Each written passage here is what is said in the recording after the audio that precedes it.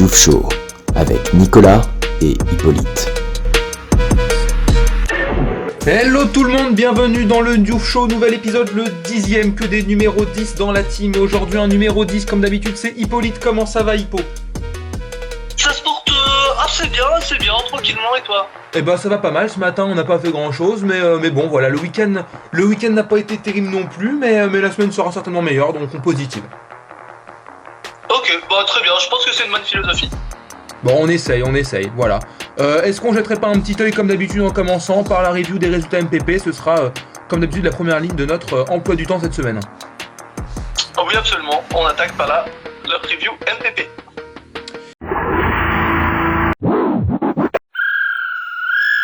Et cette semaine, Hippolyte, eh bien une semaine un petit peu particulière. Il y a pas mal de choses à analyser parce que si on regarde le classement de la journée, eh ben à la fois il y a des favoris qui sont au rendez-vous, d'autres qui sont passés à côté, des surprises, des retours en force et à la fois des non-surprises. Qu'est-ce qui t'a marqué cette semaine? J'ai envie de dire deux salles, deux ambiances. C'est un peu ça. Déjà avec le haut du classement. On reviendra dessus en détail, mais avec moi, du coup, qui finit premier de cette journée. Ouais. Mais surtout Redunio. Alors, quatrième, ça ne résume pas très bien sa journée parce qu'il est finalement à moins de 100 points de moi, malgré sa quatrième place sur la journée. Et Redunio, qui a acquis la troisième place au nez et à la barbe de Lucas Coutu. Donc, grosse performance de Redouane, qui confirme, j'ai envie de dire, sa forme de ces dernières semaines, en chippant à la place d'un Lucas Coutu en manque d'inspiration ces derniers temps, bien qu'on lui souhaite de revenir en hauteur. Et puis du coup, Redunio se rapproche aussi de moi, plus que 301 points d'écart. Donc là-dessus, quand même, un gros coup de Redunio. C'est vrai que Redunio, tu m'arrêtes si je dis une bêtise, mais c'est, je crois, la première fois qu'il accède au podium. Jusqu'ici, c'était trusté par moi en tête, toi souvent en second, et Lucas tantôt second, tantôt troisième. Et là, Redunio qui fait irruption pour la première fois et qui prend directement une quarantaine de points quasiment d'avance sur Lucas Coutu. Parce qu'effectivement, Lucas Coutu marque un petit peu le pas cette dernière semaine et Redunio est régulier et est souvent dans le haut du tableau. C'est ça, exactement. C'est la régularité, la résilience, la rigueur de Redunio qui lui permettent de monter comme ça dans le classement.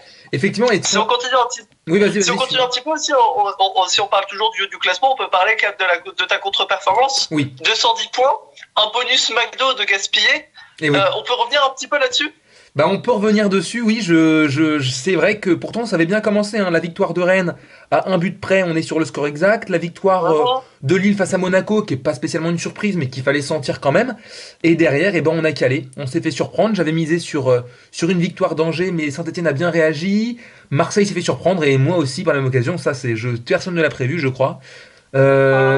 Et puis voilà, j'avais senti une petite surprise avec un match nul entre Nantes et Lens, mais Nantes a fait encore mieux que cela.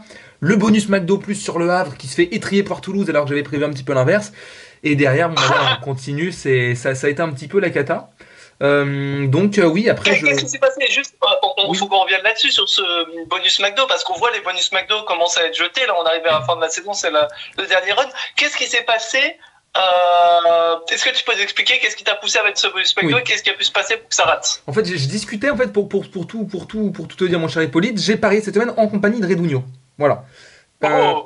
Et ça a été un débat et je me suis dit tiens, je sens bien une surprise avec un match nul entre Nantes et Lens et je sens que là va rebondir à domicile et que Toulouse va passer un petit peu au travers, d'autant plus que le gardien de Toulouse, Guillaume Rest, est blessé. Donc voilà, on vient un peu perturber cet ordre établi. Toulouse joue un peu le milieu de classement sans espèce. Donc voilà, il y a un petit peu un ventre mou. Dans le même sens, le Havre va un petit peu mieux. Donc je dis allez, parions là-dessus et on met le bonus McDo plus parce qu'il y a une cote intéressante et je le sens bien. Et je me suis fourré le doigt dans l'œil parce que le Havre n'a pas menti.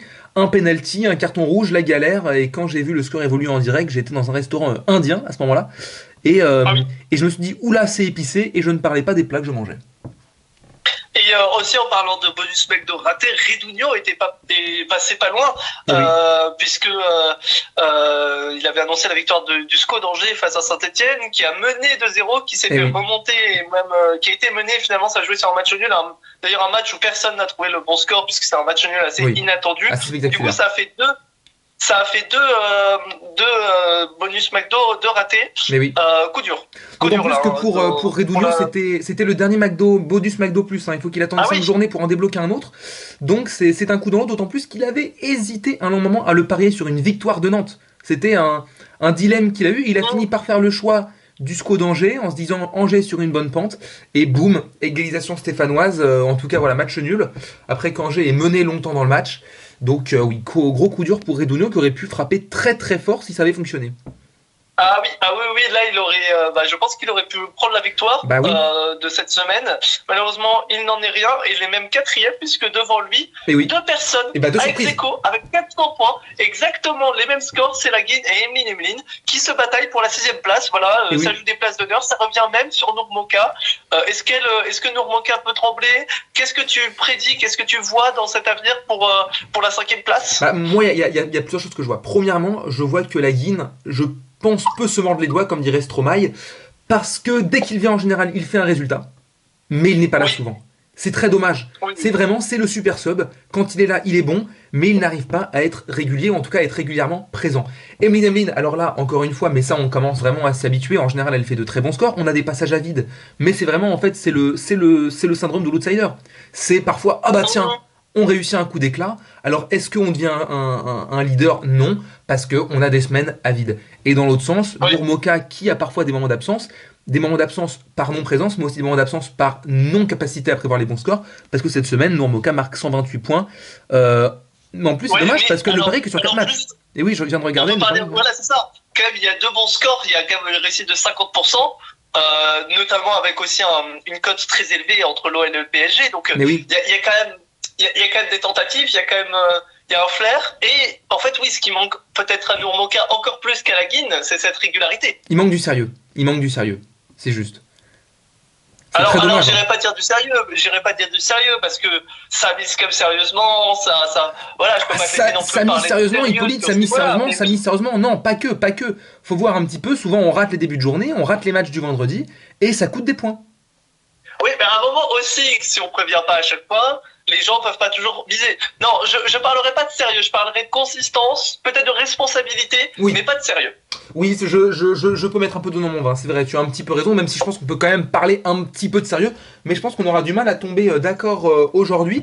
Mais en tout cas, c'est une journée riche d'enseignements, et puis alors au classement des incidences, étant comme on l'a rappelé, puisque Redunio monte sur le podium, et ce sera à suivre la semaine prochaine, parce qu'effectivement, tu reviens à 400 points de moi, et Redunio est à moins de 300 points de toi, donc ça tient dans un mouchoir de poche, et puis Lucas Cutu qui va certainement avoir un peu un esprit de revanche la semaine dernière, et qui va vouloir récupérer son jeu.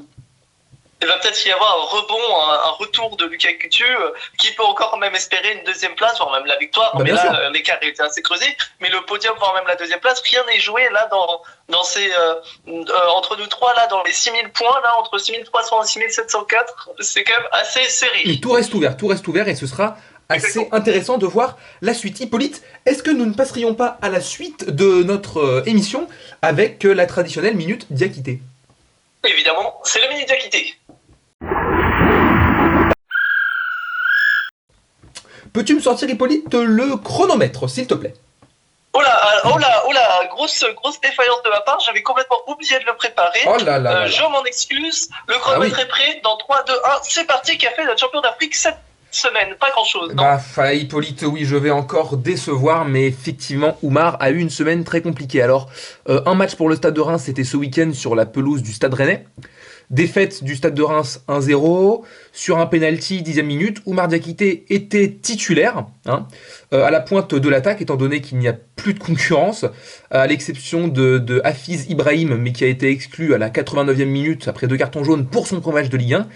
Et Oumar a fait encore une fois un contenu famélique, 45 minutes de jeu, il est ressorti à la mi-temps, pas de but, pas de passe décisive évidemment, mais pas non plus de tir. Pas de carton cette fois, mais encore une fois, plusieurs fois signalé hors jeu. Et d'ailleurs, ça avait été un peu une... Pardon, oui. Seulement 20 touches de balle, 45 minutes de jouer, un seul tacle et donc une interception, c'est tout. C'est tout. Et tout ça intervient après la semaine. Il n'y a rien du tout, il n'y a aucune... Il y a aucune production. On peut blâmer son entourage aussi, l'équipe de Reims qui a du mal, mais quand même Oumar Diakité qui a une note de 4 sur 10 par l'équipe est quand même un petit peu dans la tourmente. Et 4 sur 10, c'est assez bien payé. Hein. Voilà, pour conclure cette minute qui a légèrement dépassé. La minute est dépassée, mais là il faut à un moment mettre les points sur les i de Diakité. Sur les 2 i, il y en a 2 d'ailleurs, c'est vrai, effectivement, on peut même mettre l'accent sur les e et la barre sur le t. Donc effectivement, et en plus tout ça intervient, donc je disais 4 assez bien payés, et en plus tout ça qui intervient après la semaine passée compliquée, le penalty raté contre Angers, le penalty gate avec Keito Nakamura, et on commence à se demander si Oumar Diakité... Il s'est pas fait racheter, quoi. Il s'est pas fait racheter, et on a même l'impression que ses coéquipiers maintenant ont du mal à jouer avec lui. Alors on se demande vraiment ce qui se passe entre Diakité et l'équipe, et on demande ce qui se passe chez Diakité, parce que tous les week-ends se poursuivent et se ressemblent en ce qu'ils sont médiocres. Oui, absolument. Est-ce qu'on partirait pas sur une vibe plus positive en parlant un petit peu de nos sponsors cette semaine, Hippolyte? C'est toi qui nous en parles comme d'habitude. Qui nous sponsorise aujourd'hui? Alors aujourd'hui, j'ai le plaisir de vous présenter nos sponsors. Donc tout d'abord François Civier, le sponsor historique et constant de notre émission. On remercie François Civier pour son soutien. Ça fait 10 émissions qu'il est là, oui. On remercie également le café de Lucas Cucina, qui devient sponsor habituel, courant et commun, et très fidèle à notre émission. Et enfin, j'aimerais présenter un tout nouveau sponsor en partenariat qu'on vient de négocier avec Jean-Philippe Mateta. On remercie Jean-Philippe Mateta. Oui, alors Jean-Philippe Mateta, le footballeur, mais aussi le défenseur du maillot entré dans le short, comme on en a déjà parlé. On le remercie, on est très heureux d'avoir cette diversité. Il y a une très bonne interview de lui qui est sortie sur YouTube il n'y a pas longtemps, sur Carré, je crois, que vous pouvez aller suivre, c'est assez intéressant, et puis son sourire fait du bien. Ah oui, toujours. Et puis l'un des meilleurs prénoms de la première ligue. Ah ben bien sûr, mais c'est vraiment, pour moi, tu vois, je me dis souvent, en ce moment, on a besoin de ça. Par les temps qui courent, on a besoin de ça, on a besoin de sourire, on a besoin de rire, on a besoin de voir du beau football. Et Jean-Philippe est un grand défenseur de toutes ces valeurs que je viens de rappeler. Absolument. En parlant de ces temps-là, de ces temps qui sont rudes, je te propose une petite surprise du chef, et tu vas voir de quoi on va parler. Ah bah j'ai hâte de découvrir ce qu'il y a sous la cloche cette semaine, Hippolyte. Alors de quoi vas-tu nous parler cette semaine, Hippolyte, dans la surprise du chef? Alors je vais vous parler de quelques nouvelles, de choses qu'on a pu voir récemment dans l'actualité, et notamment sur le continent eurafénien avec la guerre qui touche le continent. Oui, alors tout d'abord, j'aimerais apporter mes plus sincères condoléances envers toutes les familles brisées, toutes les personnes impliquées dans cette guerre qui fait ravage. Là, je vous rejoins là-dessus, oui. Et maintenant, j'aimerais un petit peu avoir aussi ta réaction, Nicolas, notamment avec cette question. Est-ce que Manolo Valls est le grand fautif de cette guerre? Est-ce que c'est lui le problème à cette guerre? Et est-ce qu'il faut le blâmer, voire même le condamner en justice pour ce qu'il a fait? Alors bon, moi je vais te dire, moi j'ai plutôt tendance à considérer ce monsieur-là comme un éternel perdant. Et je pense qu'en tant que perdant, sa responsabilité elle est limitée. Il s'est plutôt laissé embrigader comme il s'est laissé faire plein de fois. C'est pas nouveau. On sait comment il fonctionne. On connaît son avidité de pouvoir et son échec perpétuel. Donc moi j'ai envie de dire, on va pas le blâmer, mais on doit continuer de l'ignorer comme on l'a toujours fait, parce que en plus d'être un piètre politicard, c'est aussi un humain avec des valeurs contestables. Pour le connaître un petit peu, c'est quelqu'un que j'ai, pour tout dire, du mal à encadrer. Alors, on peut essayer de tenir quand même des propos un peu plus respectueux. Ah non, je suis dans le respect, toujours dans le respect. C'est pas parce que quelqu'un est un con qu'on peut pas dire que c'est un con, parce qu'on veut être respectueux. Voilà, c'est le problème, voilà. Et le problème dans ta phrase, c'est que tu dis explicitement que c'est un con, donc tu dis pas ça quand tu respectes quelqu'un. Non mais j'ai tout le respect du monde pour ce personnage.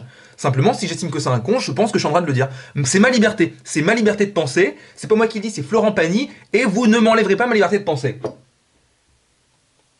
Bon, sinon toujours sur ce thème-là de la guerre, parce que je sens que sur ce premier point on va pas être d'accord. Ils sont pas d'accord, non? Quid des actes de Vieux-Sistan, des actes, que dis-je, terroristes du Vieux-Sistan en territoire technocrate, qui sont, je trouve, tout simplement honteux, et d'ailleurs, et dont ils prennent la contre-attaque tout simplement méritée. Est-ce que tu penses que Roussane Al-Badouri devrait être mise à mort pour ce qu'il a fait en territoire technocrate ou pas. Mais non, mais c'est simplement... Voilà, en fait, on a tendance à décrire de l'aide comme de l'ingérence. Moi, je ne crois pas à la théorie de l'ingérence perpétuelle. Au bout d'un moment, on se soutient, on est des humains. Et si on n'est pas contre ça, je pense qu'on peut presque dire qu'on va contre l'humanité. Je sais pas ce que t'en penses, mais en tout cas, moi, c'est l'idée que j'en ai. Tu parles d'aide, on parle quand même de tuer un politicien, un membre du gouvernement. Mais Hippolyte, mais non, mais alors, on tue peut-être la personne, mais on ne tue pas le corps. Au bout d'un moment, la politique, c'est aussi ça. Vous avez vu Monte Cristo. On élimine des obstacles. On élimine les obstacles. Le projet d'Alba Adori, c'est quoi? C'est, je cite, de se débarrasser de cette pauvre personne.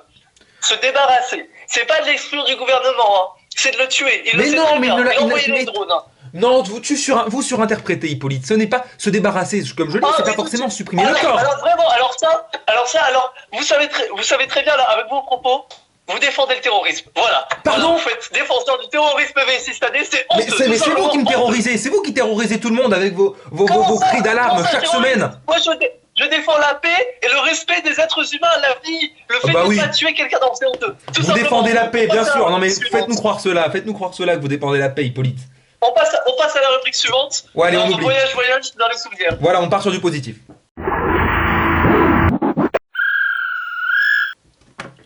Et oui, cette semaine, donc Hippolyte, tu nous emmènes dans les souvenirs et c'est toi qui décides sur quel terrain de souvenirs nous allons aller. Donc je le rappelle, en général, des souvenirs de football, de consommation de football ou de jeux de football. Qu'est-ce que tu décides cette semaine, Hippolyte? Alors on va parler football, mais autour du football, pas un souvenir très précédent. Ah, intéressant. Le football, un souvenir très récent, très vif et encore très fort dans mon cœur et dans mon âme. Ah. C'est quand je suis allé sur YouTube pour un petit peu m'informer, écouter des podcasts sur le football, je suis tombé sur l'un des plus célèbres, évidemment, que tu connais très très bien, qui avait récemment donné un cahier de doléances. Le Diouf Show. Les spectateurs. Oui, absolument, j'ai regardé les commentaires. Ah bah vous avez raison, on en apprend souvent beaucoup. Je peux te les lire un peu? On peut, j'ai envie de dire que ça rentre parfaitement dans la chronique. On peut se faire une lecture des commentaires, c'est même un peu dans la lignée du numéro Les Doléances. Donc j'ai envie de dire, allons-y, je ne sais pas ce qui y figure, mais ça va être intéressant. Alors, Redam 7493. Bonjour à lui. Qui nous dit: merci à Zinedine Z pour ta lucidité face à ses commentateurs du dimanche. Je crois que c'est très visé vers toi. Oula, non, je t'interromps une seconde dans ta lecture, c'est ses commentateurs au pluriel. Donc il y en a deux. Oui, mais je sais que le terme commentateur est surtout connoté envers toi, on connaît toutes les histoires qui sont derrière. Et en tout cas, je finis de lire le commentaire. Vos propos offensants et diffamatoires à mon égard sont ridicules. Personne n'est dupe et on vous remettra face à vos responsabilités quand j'aurai gagné le tournoi. Vive l'Algérie libre. Voilà. Alors bon, déjà, on mélange les messages déjà. Voilà le type de commentaire qu'on a après tes propos que tu as eu sur Zinedine Z.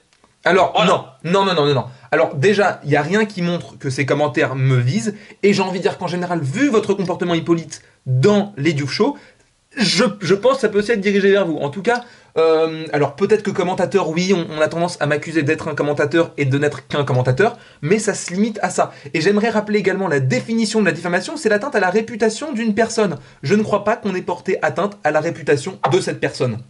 Voilà ma justification. Je pense que tu l'as fait, mais on a déjà parlé en off, je ne vais pas en parler en direct avec les gens. Il y a un autre commentaire qui pour le coup était plutôt positif, plutôt agréable, donc je tenais quand même à le souligner, il faut aussi souligner les bons points. Ah oui. Chère équipe du Diouf Show, je dois dans un premier temps m'excuser pour le retard pour l'écoute de cette émission liée à des déplacements professionnels pour rejoindre la capitale espagnole et une personne ayant subi ma passion lors de OM Benfica sur le but de Faris Moubania, comme peut en témoigner Nicolas. Oui, je dois vous dire que c'est sûrement la meilleure émission de la chaîne. Je déplore le nombre de vues trop bas pour la qualité du contenu. Mon café matinal fut succulent et j'espère sincèrement que les doléances d'un certain Lucas C seront prises en compte lors des prochaines émissions. La bise Yakitez. J'espère effectivement que tu auras pris en compte ces doléances. Ah non, Cependant, oui. J'ai eu une autre découverte d'autant plus récente, toujours footballistique et toujours dans le même thème, qu'il y a eu un Diouf Show épisode 8. Bah oui, parce qu'il y a eu un 7 et un 9, donc il y a eu un 8 entre les deux, Hippolyte. Bah oui, dénommé Poésie et œuf au plat. Oui, bah super, peut-être mon préféré d'ailleurs. Voilà, c'est bien ça le problème, parce qu'entre parenthèses, il y a hashtag HippoOut. Comment ça, hashtag Hippo out? qui a été faite. Il y a eu donc une émission qui a été faite dans mon dos, avec des commentaires. Voilà, Redam, qui était d'ailleurs très opposé à Nicolas, qui du jour au lendemain, mais super épisode, on en veut plus des comme ça. Et hashtag Nicolas, come back to your country. La mini-acquitté est bien plus poignante avec cette nouvelle illustration, ce qui donne un peu d'élimination. Ah tiens, merci, c'est moi qui avais demandé de mettre cette nouvelle illustration. Non, bah c'est qui l'a mise? C'est moi qui l'ai mise l'illustration. Parce qu'au bout d'un moment, moi je dis, mais derrière on fait pas. Hein, derrière on fait pas. Non, pardon. Et après, je vois un commentaire là, le nouvel animateur est bien plus stimulant que l'ancien. Ah bah voilà, parce que alors maintenant que tu mets le doigt dessus, c'est vrai que pour l'épisode 8, un certain Amaury a remplacé ta personne, et effectivement, en termes de rythme, moi aussi, je suis d'accord avec la personne qui a commenté, c'est plus sympa. Alors pardon, mais la personne qui a commenté s'appelle quand même Nicolas Lantenois. Ah, c'est un homonyme. Ah, sacré homonyme, surtout que j'ai cherché un peu sur l'adresse IP, ça a vraiment émis depuis chez toi, donc c'est un homonyme qui vit chez toi. Non, à un moment, faut arrêter de se foutre de la gueule du monde. Faudrait que je demande à mon frère. Oui. Nicolas, c'est toi qui te fous immensément de ma gueule, en faisant une émission sans moi, et après, en mettant des commentaires positifs sur cette émission. Tu veux que je quitte le Diouf Show, c'est ça? Non, mais attends, Hippolyte, je t'arrête 2 secondes, j'ai pas envie que tu quittes le Diouf Show, peut-être que les gens ont envie que tu quittes le Diouf Show, ça peut-être, ça je m'avance pas trop, faudrait leur demander peut-être. Mais attends, c'est pas le seul commentaire. Regarde, attends, qu'est-ce qu'il y a d'autre? C'était toujours question d'un duo. Attends. C'est 2 personnes, ni plus ni moins. C'est honteux ce que t'as fait. Je t'arrête tout de suite. Ça crée un précédent immense. J'espère que t'es conscient de ce que tu viens de faire. Je me permets de regarder les commentaires, parce que tu sous-entends que t'as découvert, ah bah ce matin, ah bah j'ai vu ça, ah bah c'est une honte. Je regarde les commentaires, effectivement, Nicolas Lantenois, 11-17, il y a 13 jours, d'accord? Le nouvel animateur est bien plus stimulant que l'ancien, d'accord, un like, ok? Mais juste en dessous, 13 jours aussi, donc maintenant je vais regarder les heures, qu'est-ce que je découvre pas? Hippo Darbo, 22-44. Tu vas me dire que c'est un homonyme? J'ai regardé le récipé, c'est là de chez toi. Alors, là-dessus, j'ai une défense implacable. Ah, vas-y, dis-moi donc. Dis-nous. Tout simplement, ce n'est pas moi. Voilà. Mais comment ça? Je vais le prouver, ce n'est pas moi. Et par ailleurs, j'ai été d'ailleurs choqué et j'ai fait une attaque en diffamation contre cette personne. Et par ailleurs, on peut remarquer qu'il y a eu Lucas Ctuna qui a commenté hashtag HippoIn, donc pour vouloir mon retour. Bah d'accord, alors effectivement, Lucas Ctuna 1890. Et après, ça vient dire que les fans, ils veulent que je parte. Non, merde avant. Non, attends, wow, est-ce que je crie? Arrête de crier. C'est toi qui crie là en premier. Non, c'est pas moi qui crie. Et regarde, en plus, tu me dis, oui, après je prends un hashtag HippoIn. Alors déjà, j'aimerais bien voir ce qu'il y a derrière ce hashtag. Mais le pire, c'est que ça c'est aussi à 13 jours, mais il y a 9 jours. Amaury 41-62. Ratio. Et là, 3 likes. 3 likes. C'est le maximum. Et je suis même sur le point d'en rajouter un, tellement je trouve que ton comportement est inadéquat. Je ne le ferai pas parce que je te respecte beaucoup trop pour ça. Mais je trouve ça assez honteux que tu m'envoies toute cette merde dans la gueule. J'ai quelque chose à dire là. Dis-moi. Alors déjà, à Amaury 41-62 là. Oui. Amaury, je sais où est-ce que t'es. On se retrouvera vite, t'inquiète pas. La vengeance c'est un plat qui se mange pas. Hippolyte, je peux pas supporter qu'il y ait des menaces sur cette vidéo. C'est pas des menaces, je dis juste que la vengeance c'est un plat qui se mange pas et qu'on se retrouvera tôt ou tard. Et que j'ai pas peur de lui. C'est tout ce que j'ai à dire. Ensuite, Nicolas. Oui. Qu'est-ce que tu viens de dire que c'est moi qui viens foutre l'émission dans la merde? C'est honteux. Tu fais une émission sans moi, dans mon dos, sans me consulter, et après, qu'est-ce que tu viens de dire? Que c'est moi qui fous l'émission dans la merde? C'est complètement honteux. Hippolyte, c'est honteux. Tu veux que je te dise quelque chose? Je suis choqué. Je vais te dire une dernière chose, Hippolyte. Et après, je pense que tu fermeras bien ton clapet parce que tu vas te rendre compte de ta médiocrité. Quand on regarde la courbe des vues de la chaîne, 52 vues, très bien, la première. Puis 18, 12, 18, 10. Alors certes, 23 parce qu'on parle d'un buzz, 21 parce qu'on mobilise les condoléances, mais on voit qu'on est en chute libre. Et là, on fait 20 vues en une semaine de moins. C'est pas possible de pas connaître son émission. Oh là. 20 vues. Mais vraiment. Ah mais le compte son camp. Pardon, mais on peut consulter les vues. Mais qui ramène les sponsors?